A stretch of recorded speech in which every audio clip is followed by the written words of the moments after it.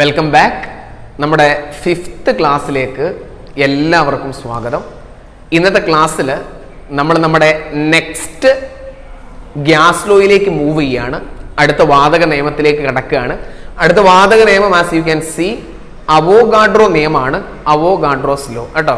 ഇതിങ്ങനെ നീട്ടി വലിച്ച് പറയേണ്ട കാര്യമൊന്നുമില്ല. സിമ്പിളായിട്ട് അവോഗാഡ്രോ നിയമം, അവോഗാഡ്രോസ് ലോ എന്ന് പറഞ്ഞാൽ മതി. നിങ്ങളെ ടെക്സ്റ്റ് ബുക്കിൽ, പ്രത്യേകിച്ച് മലയാളം മീഡിയത്തിന്റെ ടെക്സ്റ്റ് ബുക്കിൽ അവോഗാഡ്രോ നിയമം എന്നൊക്കെ നീട്ടി വലിച്ച് എഴുതിയതിനെ കൊണ്ട് അതേപോലെ നമ്മളും എഴുതി എന്നുള്ളത് മാത്രമേ ഉള്ളൂ കേട്ടോ.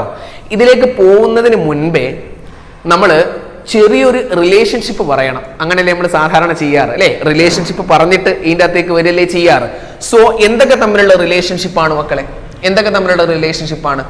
വാതകത്തിന്റെ വ്യാപ്തവും തന്മാത്രകളുടെ എണ്ണവും തമ്മിലുള്ള റിലേഷൻഷിപ്പാണ്. വാതകത്തിന്റെ വ്യാപ്തവും തന്മാത്രകളുടെ എണ്ണവും തമ്മിലുള്ള റിലേഷൻഷിപ്പാണ്. ഓക്കെ, ഇംഗ്ലീഷിലാണെന്നുണ്ടെങ്കിൽ വോള്യവും അതുപോലെ തന്നെ നമ്പർ ഓഫ് മോളിക്യൂൾസും തമ്മിലുള്ള റിലേഷൻഷിപ്പാണ്. Volume and number of molecules. Okay, അപ്പൊ ഈ റിലേഷൻഷിപ്പ് എന്താന്നുള്ളത് നമുക്ക് ആദ്യം പറയാം. ബിഫോർ ദാറ്റ് ഇവിടെയും രണ്ട് കാര്യങ്ങൾ കോൺസ്റ്റന്റ് ആണ് എന്നുള്ളത് നിങ്ങൾ എന്ത് ചെയ്തോളുക? ഓർത്ത് വെച്ചോളുക. എന്തൊക്കെയാ മക്കളെ രണ്ട് കാര്യങ്ങൾ കോൺസ്റ്റന്റ്? ഒന്ന് ടെമ്പറേച്ചർ ആണ്, രണ്ട് പ്രഷർ ആണ്. എന്തൊക്കെയാ മക്കളെ? ടെമ്പറേച്ചറും പ്രഷറും. സോ നമ്മൾ വ്യാപ്തവും തന്മാത്രകളുടെ എണ്ണവും തമ്മിലുള്ള ബന്ധം പറയുമ്പോൾ നമ്മൾ രണ്ട് കാര്യങ്ങളെ കോൺസ്റ്റന്റ് ആക്കിയിട്ടുണ്ട്, രണ്ട് കാര്യങ്ങളെ സ്ഥിരമാക്കിയിട്ടുണ്ട്. എന്തൊക്കെയാ മക്കളെ? താപനിലയാണ് ആദ്യത്തേത്, രണ്ടാമത്തേത് മർദ്ദാണ് കേട്ടോ. താപനിലയും മർദ്ദവും എന്തായിരിക്കണം? സ്ഥിരമായിരിക്കണം, അല്ലെങ്കിൽ കോൺസ്റ്റന്റ് ആയിരിക്കണം. ഓക്കെ, അപ്പൊ ഈ താപനിലയും മർദ്ദവും സ്ഥിരമായിരിക്കുമ്പോൾ എന്താണ് ഈ വ്യാപ്തവും തന്മാത്രകളുടെ എണ്ണവും തമ്മിലുള്ള ബന്ധം മക്കളെ? നേരനുപാതത്തിലാണ്, ഡയറക്ട്ലി പ്രൊപ്പോർഷണലാണ്. എന്ന് വെച്ചാൽ എന്താ? അതിന്റെ കറുത്തപ്പം നിങ്ങൾക്ക് അറിയാം, അതൊന്നും ഞാൻ പറഞ്ഞു തരേണ്ട കാര്യമില്ല. എന്താ മക്കളെ അർത്ഥം എന്താണ്? ഞാൻ പറഞ്ഞേ, താപനിലയും മർദ്ദവും സ്ഥിരമായിട്ടിരിക്കുന്ന സമയത്ത് നമ്മള് വാതകത്തിന്റെ വ്യാപ്തം കൂട്ടുകയാണെങ്കിൽ തന്മാത്രകളുടെ എണ്ണം കൂടും. അല്ലെങ്കിൽ നേരെ തിരിച്ചു നമുക്ക് പറയാം, തന്മാത്രകളുടെ എണ്ണം കൂട്ടുകയാണ് എന്നുണ്ടെങ്കിൽ എന്ത് കൂടും മക്കളെ? വാതകത്തിന്റെ വ്യാപ്തവും കൂടും. അതുപോലെ തന്നെ നമ്മൾ തന്മാത്രകളുടെ എണ്ണം കുറയ്ക്കുകയാണെന്നുണ്ടെങ്കിൽ എന്ത് കുറയും മക്കളെ? വാതകത്തിന്റെ വ്യാപ്തം കുറയും. If we increase the number of molecules, volume of a gas also increases, and if we decrease the number of molecules, volume of gas also decreases. Clear അല്ലേ? അപ്പൊ എന്താ സാറ് പറഞ്ഞത്? നല്ലോണം ഒരു വട്ടം കൂടെ ശ്രദ്ധിച്ചോളുക. ടെമ്പറേച്ചറും പ്രഷറും കോൺസ്റ്റന്റ് ആയിട്ടിരിക്കുമ്പോഴേ, താപനിലയും മർദ്ദവും സ്ഥിരമായിട്ടിരിക്കുമ്പോഴേ നമുക്ക് എന്ത് പറയാൻ പറ്റൂ? നമ്മൾ ഈ പറയുന്ന ബന്ധം, റിലേഷൻഷിപ്പ് പറയാൻ പറ്റൂ. എന്താണ് മക്കളെ ബന്ധം? എന്താണ് ബന്ധം? At constant temperature and pressure volume of a gas is directly proportional to the number of molecules. എന്ന് വെച്ചാൽ നമ്പർ ഓഫ് മോളിക്യൂൾസ് കൂട്ടുകയാണെങ്കിൽ വോളിയം കൂടും, നമ്പർ ഓഫ് മോളിക്യൂൾ കുറയുകയാണ് എന്നുണ്ടെങ്കിൽ എന്ത് കുറയും മക്കളെ? എന്ത് കുറയും മക്കളെ? വോളിയം കുറയും. ക്ലിയർ അല്ലേ? ഇനി ഇത് ഒരു ഗ്യാസ് ലോ ആയിട്ട് എന്ത് ചെയ്തിട്ടുണ്ട് കുട്ടികളെ? നമുക്ക് പഠിക്കാനുണ്ട്.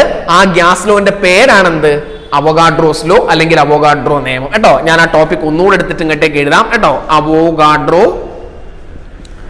അവോഗാഡ്രോ നിയമം കേട്ടോ.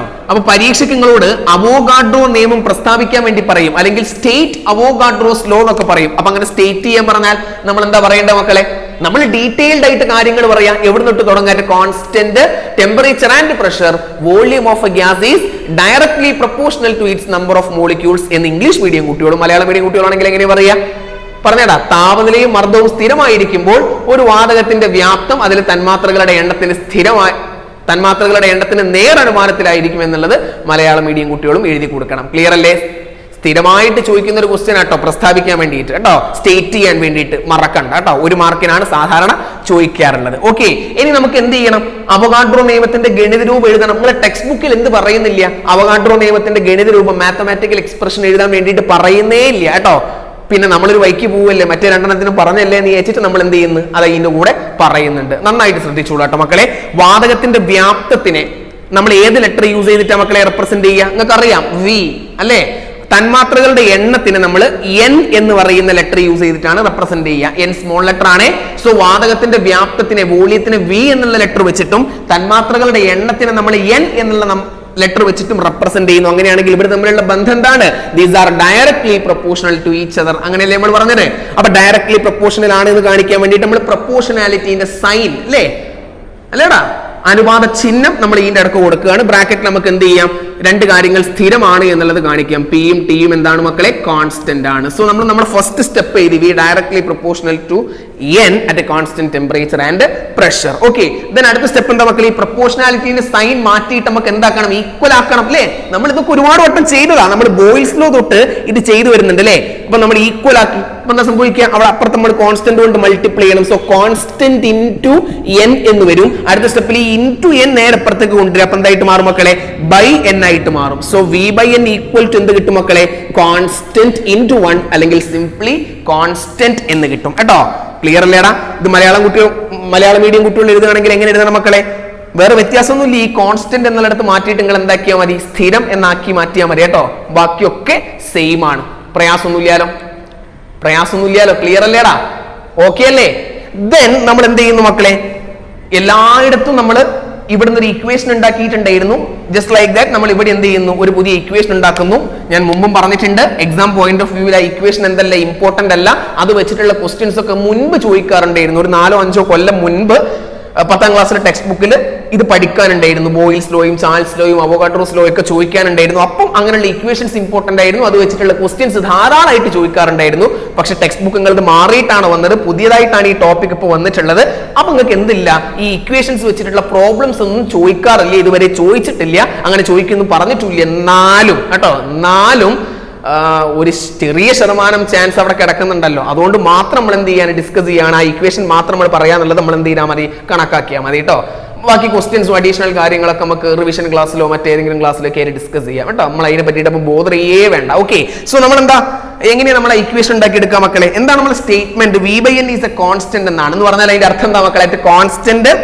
Constant temperature and pressure volume is when volume is divided with the number of molecule we get a constant അല്ലേ? എന്ന് വെച്ചാൽ താപനിലയും മർദ്ദവും സ്ഥിരമായിട്ടിരിക്കുന്നിടത്തോളം കാലം ഒരു വാതകത്തിന്റെ വ്യാപ്തത്തിന് അതിന്റെ തന്മാത്രകളുടെ എണ്ണം കൊണ്ട് ഹരിച്ചു കഴിഞ്ഞാൽ നമുക്ക് എന്തായിരിക്കും കിട്ടുക കുട്ടികളെ? ഒരു സ്ഥിരസംഖ്യ ആയിരിക്കും കിട്ടുക കേട്ടോ. അപ്പം നമ്മൾ നേരത്തെ പറഞ്ഞതുപോലെ ഇവിടെ ഒരു ബോക്സ് ഉണ്ട് നിങ്ങൾ ഇമാജിൻ ചെയ്യുക. അതിൻ്റെ അകത്തൊരു ഗ്യാസ് ഉണ്ട് എന്ന് ഇമാജിൻ ചെയ്യുക. ഓക്കെ ആണോ? അതിൻ്റെ അകത്തുള്ള മോളിക്യൂൾസിന്റെ നമ്പറിനെ നമ്മൾ n1 എന്ന് കൊടുക്കുകയാണ്. ഇപ്പം എന്ത് കൊടുക്കുകയാണ് മക്കളെ? n1. അപ്പൊ ആ സമയത്തുള്ള വോള്യത്തിനെ നമ്മൾ എന്ത് വിളിക്കുന്നു? v1 എന്ന് വിളിക്കുന്നു. v1 എന്ന് വിളിക്കുന്നു. അങ്ങനെയാണെന്നുണ്ടെങ്കിൽ നമ്മൾ v1 by n1 കാണുകയാണ് എന്നുണ്ടെങ്കിൽ നമുക്ക് ഒരു കോൺസ്റ്റന്റ് ആയിരിക്കില്ലേ കിട്ടും? എന്തുകൊണ്ടാണ് കോൺസ്റ്റന്റ് ആണ് കിട്ടുക നമ്മൾ പറയുന്നത്? We know that v by n is always A constant. എടോ v ഡിവൈഡഡ് ബൈ n എപ്പോഴും എന്താണ്? സ്ഥിരസംഖ്യ എന്നുള്ളത് നമുക്ക് അറിയൂലേ? സോ v1 by n1 ചെയ്താൽ ഡെഫിനറ്റ്ലി നമുക്ക് കിട്ടുന്നതായിരിക്കും കുട്ടികളെ? ഒരു കോൺസ്റ്റന്റ് ആയിരിക്കും. സോ നമ്മൾ എന്ത് ചെയ്യുന്നു കുട്ടികളെ? ആ ബോക്സിലേക്ക് കുറച്ചുകൂടെ ഗ്യാസ് കടത്തി വിടുന്നു. അപ്പൊ അവിടെ എന്ത് കൂടുന്നു? നമ്പർ ഓഫ് മോളിക്യൂൾസ് കൂടുന്നു. സോ n ചേഞ്ച് ചെയ്യുന്നു. പുതിയ നമ്പർ ഓഫ് മോളിക്യൂളിനെ നമ്മൾ n2 എന്ന് വിളിക്കുന്നു. അപ്പൊ സ്വാഭാവികമായിട്ടും n കൂടിയത് കൊണ്ട്, നമ്പർ ഓഫ് മോളിക്യൂൾ കൂടിയത് കൊണ്ട് വോളിയം കൂടിയിട്ടുണ്ടായിരിക്കും. പുതിയ വോള്യത്തിന് നമ്മൾ v2 എന്ന് വിളിക്കുന്നു. ഓക്കെ, സോ പുതിയ വോള്യം v2, ആ സമയത്തുള്ള നമ്പർ ഓഫ് മോളിക്യൂൾ n2.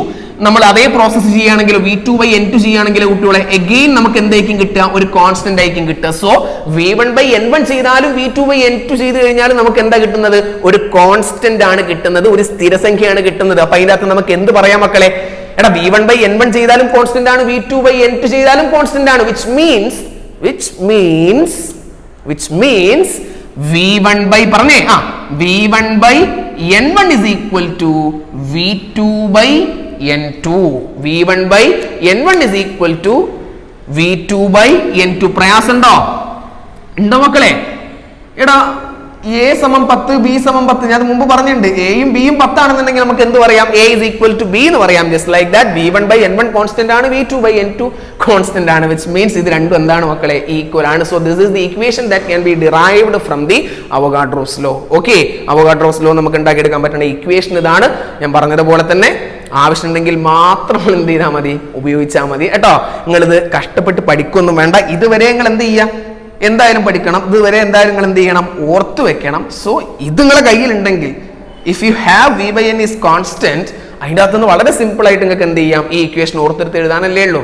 അപ്പൊ അങ്ങനെയുള്ള ഒരു കാര്യം മാത്രം നിങ്ങൾ എന്ത് ചെയ്താൽ മതി, ഇവിടെ ഓർത്ത് വെച്ചേച്ചാൽ മതി. ഇനി ഇവിടുന്ന് കൺസെപ്ച്വൽ ലെവൽ ക്വസ്റ്റ്യൻസ് ഒക്കെ ഇങ്ങനെ ആലോചിച്ച് ഉത്തരം എഴുതേണ്ട ടൈപ്പ് ക്വസ്റ്റ്യൻസ് ഒക്കെ വളരെ കുറഞ്ഞിട്ടേ വരാറുള്ളൂ കേട്ടോ. നമ്മുടെ ബോയ്സിലൂടെ ചാർട്ട്സിലൂടെ ചോദിക്കുന്നത് പോലെ ഇങ്ങനെ പരത്തി ഇഷ്ടം പോലെ ചോദ്യങ്ങളൊന്നും വരാറില്ല. ഒരു ക്വസ്റ്റ്യൻ സാധാരണ ചോദിക്കാറുള്ളത് സാറ് പറഞ്ഞുതരാം കേട്ടോ. ഒന്ന്, ഒരു സിറ്റുവേഷൻ തരും കേട്ടോ. എ സിറ്റുവേഷൻ ഈസ് ഗിവൺ എന്നൊക്കെ പറഞ്ഞിട്ട് തന്നെയാണ് പറയുക. A balloon is being inflated, ഇതാണ് സിറ്റുവേഷൻ. ഒരു ബലൂൺ എന്ത് ചെയ്യാണ്, നമ്മൾ ഊതി വീർപ്പിച്ചുകൊണ്ടിരിക്കുകയാണ്. ഇത് ഏത് ഗ്യാസ് ലോ ആയിട്ട് കണക്ട് ചെയ്താന്നായിരിക്കും ചോദ്യം. സംഗതി മനസ്സിലായി ഉണ്ടാവും മക്കളെ. ഒരു ബലൂണ് നമ്മൾ ഊതി വീർപ്പിക്കുകയാണ്. അപ്പൊ ആ പ്രോസസ് അല്ലെങ്കിൽ ആ പരിപാടി ഏത് ഗ്യാസ് ലോയുമായിട്ട് കണക്ട് ചെയ്തതാണ് എന്നായിരിക്കും ചോദ്യം. അപ്പൊ നോക്കി, ഒരു ബലൂൺ ഊതി വീർപ്പിക്കുമ്പോൾ എന്താ സംഭവിക്കുന്നത് മക്കളെ, നമ്മൾ ഊതി വീർപ്പിക്കുന്ന സമയത്ത് കൂടുതൽ ഗ്യാസ് ആ ബലൂണിലേക്ക് കൊടുക്കുകയാണ് അല്ലെ. കൂടുതൽ ഗ്യാസ്, കൂടുതൽ വായു നമ്മൾ അതിന്റെ ഉള്ളിലേക്ക് കൊടുക്കല്ലേ മക്കളെ. സോ അവിടെ എന്ത് കൂടുകയാണ്, നമ്പർ ഓഫ് മോളിക്യൂൾസ് കൂടുകയാണ്. സോ നമ്പർ ഓഫ് മോളിക്യൂൾസ് കൂടുമ്പോൾ എന്ത് ചെയ്യുന്നു, ബലൂൺ വലുതായി വരുന്നു, അതിന്റെ വോള്യം കൂടുന്നു അല്ലെ മക്കളെ. ബലൂൺ ഊതി വീർപ്പിക്കുമ്പോൾ നമ്മൾ കൂടുതൽ ഗ്യാസ് ബലൂണിലേക്ക് ഫില്ല് ചെയ്യുന്നു, അതായത് നമ്പർ ഓഫ് മോളിക്യൂൾ കൂടുന്നു, n കൂടുന്നു. According to Avogadro's law, when number of molecules increases volume of gas increases. അതുകൊണ്ടാണ് ബലൂൺ എന്ത് ചെയ്യുന്നത് കുട്ടികളെ, വലുതായി വരുന്നത്. സോ ഒരു ബലൂൺ ഇൻഫ്ലേറ്റ് ചെയ്യുന്ന ഈ ഒരു പ്രോസസ് എന്ന് പറയുന്നത് അല്ലെങ്കിൽ ആ ഒരു പ്രൊസീജിയർ എന്ന് പറയുന്നത് ഏത് ഗ്യാസ് ലോ ആയിട്ട് കണക്ട് ചെയ്തതാണ് മക്കളെ, അവോഗാഡ്രോസ് ലോയുമായിട്ട് കണക്ട് ചെയ്തതാണ്. ക്ലിയർ അല്ലേ, അല്ലേടാ? അപ്പൊ ഇതാണ് സാധാരണഗതിയിൽ ഇവിടുന്ന് ചോദിക്കാറുള്ള ഒരു ക്വസ്റ്റ്യൻ. ഓക്കെ, സോ നമ്മൾ 3 ഗ്യാസ് ലോ ഡിസ്കസ് ചെയ്ത് കഴിഞ്ഞിട്ടുണ്ട്. എത്ര ഗ്യാസ് ലോ? 3 gas law. ഏതൊക്കെയാണ് മക്കളെ 3 gas loss? Robert Boyle suggest ചെയ്ത ഗ്യാസ് ലോ ഏതായിരുന്നു മക്കളെ? It is boils law. അതുപോലെ തന്നെ ജാക്വസ് ചാൾസ് സജസ്റ്റ് ചെയ്തിട്ടുള്ള ഗ്യാസ് ലോ, ചാൾസ് ലോ. അതുപോലെ തന്നെ അവോഗാഡ്രോ സജസ്റ്റ് ചെയ്തിട്ടുള്ള ഗ്യാസ് ലോ ഏതാണ് കുട്ടികളെ? അവോഗാഡ്രോസ് ലോ. ക്ലിയർ അല്ലേടാ? ഇനി ആ റിലേഷൻഷിപ്പ് ഒക്കെ ഇങ്ങനെ ഡിഫറൻഷിയേറ്റ് ചെയ്തിട്ട് നിങ്ങൾ ഓർത്ത് വെച്ചോളൂ കേട്ടോ. ഡിഫറൻഷിയേറ്റ് ചെയ്തിട്ട് തന്നെ ഓർത്ത് വെച്ചോളുക, വെവ്വേറെ തന്നെ മനസ്സിലാക്കി വെച്ചോളുക. ബോയിൽസ് ലോയിൽ എന്തൊക്കെ തമ്മിലുള്ള റിലേഷൻഷിപ്പിനെ പറ്റിയിട്ടാണ് പറയണത്? വോള്യവും പ്രഷറും തമ്മിലുള്ള റിലേഷൻഷിപ്പിനെ പറ്റിയിട്ടാണ് പറയണത് അല്ലേ. വ്യാപ്തവും മർദ്ദവും തമ്മിലുള്ള ബന്ധത്തിനെ പറ്റിയിട്ടാണ് പറയണത്. ചാൾസ് ലോയിലോ വോള്യവും ടെമ്പറേച്ചറും തമ്മിലുള്ള റിലേഷൻഷിപ്പാണ്, വ്യാപ്തവും താപനിലയും തമ്മിലുള്ള ബന്ധം. അവോഗാഡ്രോസ് ലോയിലോ വോള്യവും നമ്പർ ഓഫ് മോളിക്യൂളും തമ്മിലുള്ള ബന്ധമാണ്, വ്യാപ്തവും തന്മാത്രകളുടെ എണ്ണവും തമ്മിലുള്ള ബന്ധമാണ്. ക്ലിയർ അല്ലേടാ? ഓരോ സ്ഥലത്തും ഏതൊക്കെയാണ് കോൺസ്റ്റന്റ് എന്നുള്ളത് നിങ്ങളുടെ മൈൻഡിൽ ഉണ്ടാവണം കേട്ടോ. ബോയിൽസ് ലോയിൽ ഏതൊക്കെയായിരുന്നു കുട്ടികളെ കോൺസ്റ്റന്റ്? ബോയിൽസ് ലോയിൽ ടെമ്പറേച്ചറും മാസും ആണ് കോൺസ്റ്റന്റ് അല്ലെ, താപനിലയും മാസും ആണ് സ്ഥിരം. അതുപോലെ തന്നെ ചാൾസ് ലോ ഏതൊക്കെയാ മക്കളെ കോൺസ്റ്റന്റ്? പ്രഷറും മാസും ആണ് കോൺസ്റ്റന്റ്, മർദ്ദവും മാസും ആണ്. എന്നാൽ അവോഗാഡ്രോസ് ലോയിലേക്ക് വരുന്ന സമയത്തോ മാസ് പോയി, മാസ് കോൺസ്റ്റന്റ് അല്ല, അവിടെ ടെമ്പറേച്ചറും പ്രഷറും ആണ് കോൺസ്റ്റന്റ് ആയിട്ട് വരുന്നത്. സോ ഇതൊക്കെ ഡിഫറൻഷിയേറ്റ് ചെയ്തിട്ട് എന്ത് ചെയ്തോളണം, ഓർത്ത് വെച്ചോളണം. അതല്ലാണ്ട് ഇങ്ങനെ പരത്തി പഠിച്ചു പോയി കഴിഞ്ഞാൽ നിങ്ങൾ ഓരോന്നെടുത്ത് വായിച്ചു കഴിഞ്ഞാൽ അവസാനം പരീക്ഷ ഹാളിലേക്ക് പോകുമ്പോൾ അല്ലെങ്കിൽ ഒരുമിച്ച് ആലോചിച്ചെടുക്കാൻ ശ്രമിക്കുന്ന സമയത്ത് അങ്ങനെ കിട്ടിയെന്ന് വരൂല. ഓക്കെ അല്ലേ? സോ ഡിഫറൻഷിയേറ്റ് ചെയ്തിട്ട് ഈ വ്യത്യാസം മനസ്സിലാക്കിയിട്ട് എന്ത് ചെയ്യുക, പഠിച്ചു വെക്കുക. അതിനോടൊപ്പം എന്തൊക്കെയാണോ ഓരോന്നൊന്നും ചോദിക്കുന്നു പറഞ്ഞത് ആ കാര്യങ്ങളൊക്കെ എന്ത് ചെയ്തോളൂ കുട്ടികളെ, നന്നായിട്ട് പഠിച്ചോളുക. സ്റ്റേറ്റ്മെന്റ് വളരെ ഇമ്പോർട്ടന്റ് ആണ്, ഓർത്തു വെച്ചോളുക. ഓരോ സ്റ്റേറ്റ്മെന്റ് ഓർമ്മ ഉണ്ടല്ലോ. ബോയിൽസ് ലോയുടെ സ്റ്റേറ്റ്മെന്റ് എന്തായിരുന്നു മക്കളെ?